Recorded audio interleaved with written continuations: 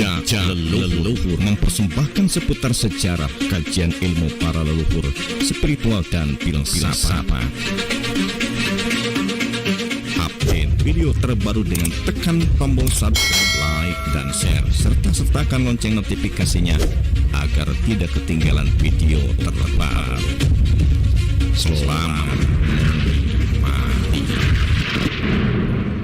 Assalamualaikum warahmatullahi wabarakatuh.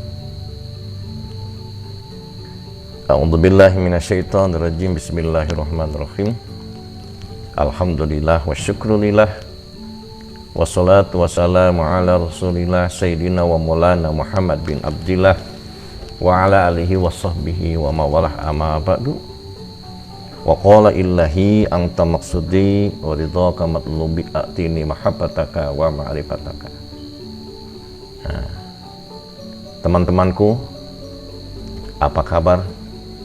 Semoga antum sehat selalu, diberikan umur yang panjang, kemudian rezeki yang melimpah juga berkah.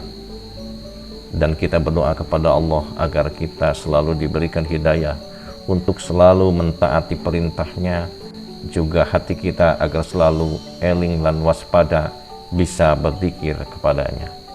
Dalam jumpa kita kali ini saya akan membahas tentang filsafat dari sebuah sejarah yang telah dilakukan oleh Ken Arok.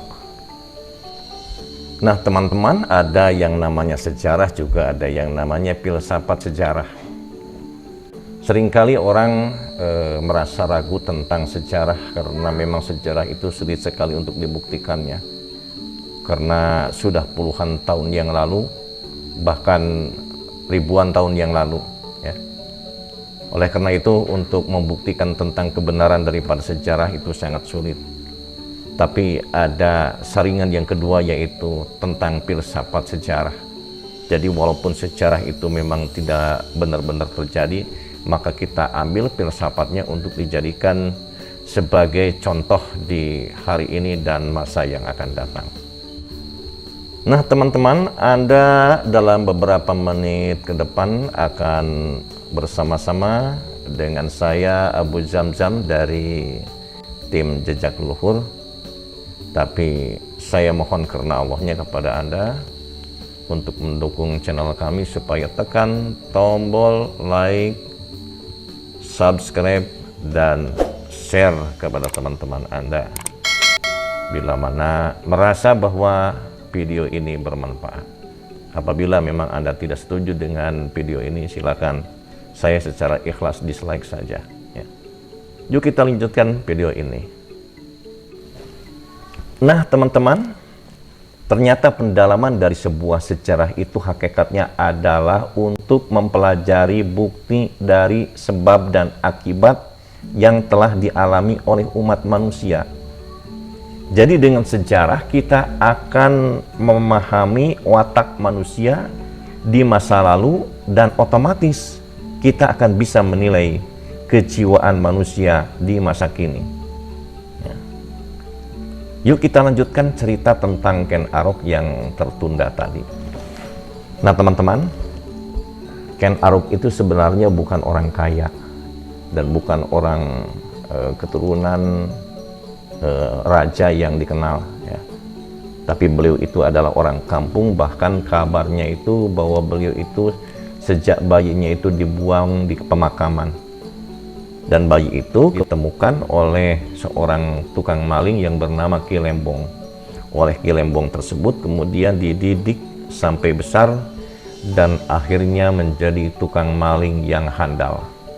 Nah singkat cerita teman-teman sekalian,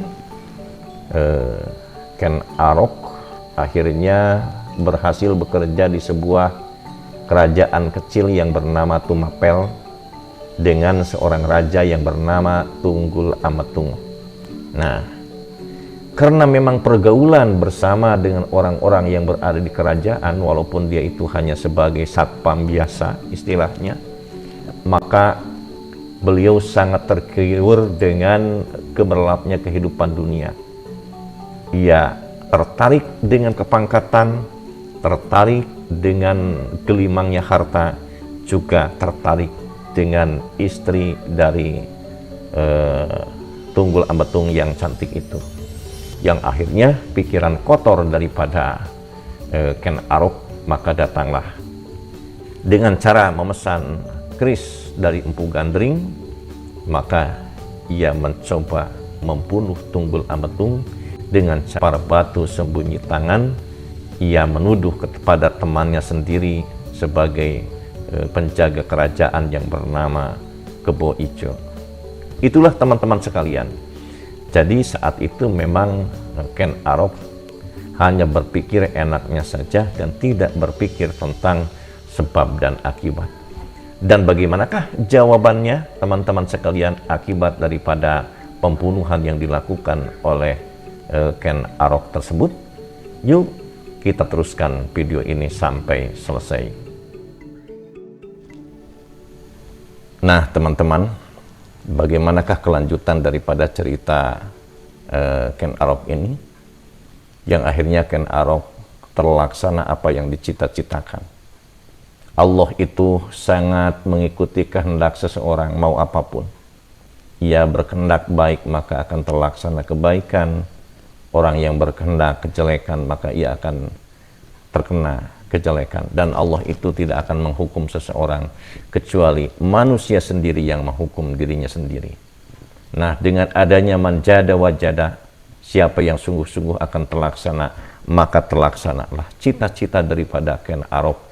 Ia menjadi seorang raja yang bisa memperistri istrinya dari Tunggul Ametung yang cantik jelita itu yang bernama Ken Dedes.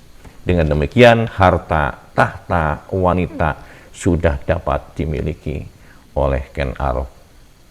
Namun teman-teman sekalian, apakah akhir daripada kehidupan Ken Arok tersebut? Nah teman-teman, ternyata sangat naas sekali nasib daripada Ken Arok tersebut. Harta yang banyak, kedudukan yang tinggi, kekuasaan yang luas, istri yang cantik yang sangat dicintainya, ia tinggalkan karena ia terbunuh oleh Anusapati sebagai putra daripada Tunggul Ametung yang telah dibunuh oleh Ken Arok tersebut. Dan ini sudah ada ucapan sebuah sesiku dari Empu Gandring bahwa kelak kemudian hari nanti bahwa keris Empu Gandring ini akan membunuh 7 turunan. Nah teman-teman sekalian, kenapa Ken Arok itu jahat? Kenapa Ken Arok itu tidak punya hati sama sekali? Nah ini jawabannya tentang filsafat sejarah yang akan dikemukakan pada kesempatan kali ini. Kita ingat akan ucapan saya tadi tentang sejarah daripada Ken Arok ini. Yang pertama, bahwa Ken Arok sejak bayinya itu adalah dibuang oleh ibunya. Jadi yang jelas teman-teman sekalian, apabila seseorang memang tidak ada kasih sayang daripada orang tua, maka efek sampingnya sangat besar sekali terhadap laku lampah yang menjadi anaknya sendiri. Oleh karena itu, kasih sayang daripada orang tua atau pengganti daripada orang tua harus benar-benar dicurahkan kepada anaknya. Dari kecil harus dididik, harus disekolahkan, harus dipesantrenkan, dan benar-benar harus diperhatikan sehingga terbeli hati yang menjadi anak tersebut. Nah, yang kedua, teman-teman sekalian, kita lihat bahwa Ken Arok itu setelah dibuang oleh ibunya di pemakaman, maka ditemukan oleh seorang tukang maling yang bernama Ki Lembong. Karena ayah angkatnya itu adalah seorang maling, maka anaknya pun menjadi maling lagi, ya. Dan bahkan malingnya sangat jahat sekali.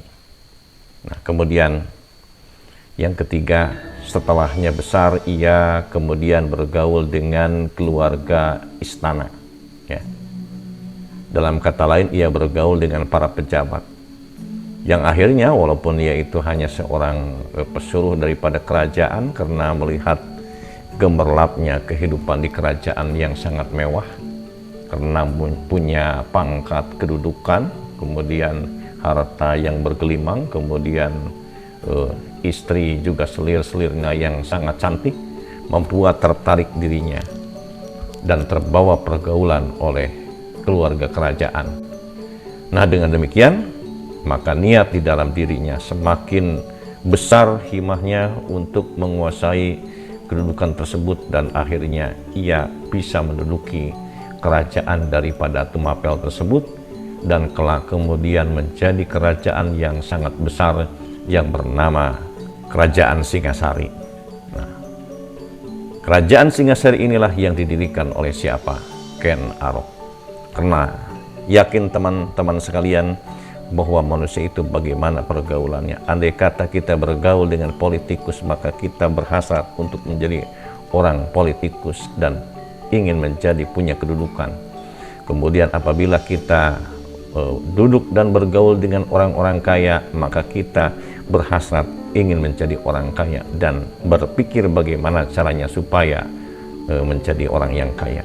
Tapi sayang teman-teman sekalian, apabila kita sering-sering bergaul dengan orang-orang yang punya kedudukan tinggi, kemudian harta yang banyak, maka efek sampingnya akan sombong dan keras hatinya. Itu keterangan daripada Imam Ghazali. Kemudian yang selanjutnya, apabila kita bergaul dengan orang miskin, maka semangat kita akan berkurang, tetapi rasa syukur kita kepada Allah akan semakin banyak. Dan kemudian kalau kita bergaul dengan orang fasik, maka kita pun akan terbawa fasik dan akan terbawa jahat, seperti yang telah dicontohkan tadi oleh Ki Lembong. Dan sebaliknya, apabila kita bergaul dengan ahli ibadah yang rajin beribadah, maka kita pun akan terbawa menjadi senang untuk melaksanakan ibadah. Kemudian apabila kita bergaul dengan ulama sufi yang benar-benar menjaga diri dari perbuatan maksiat, maka kita pun akan terbawa menjadi orang yang benar-benar sufi dan menjadi ahli dzikir yang dekat dengan Allah Subhanahu wa Ta'ala. Teman-teman sekalian, rupanya keterangan dari saya dari awal sampai akhir sekian. Billahi taufiq wal hidayah. Wassalamualaikum warahmatullahi wabarakatuh.